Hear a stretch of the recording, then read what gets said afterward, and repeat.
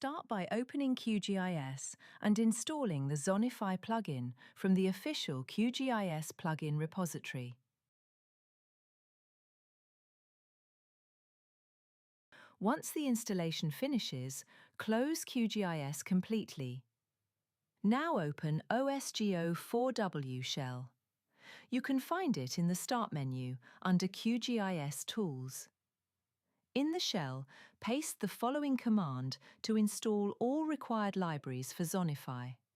Press Enter and wait a couple of minutes for the installation to finish. This is important so we can install the required Python libraries in the correct environment. Once it's done, open QGIS again. Now the Zonify plugin should start normally.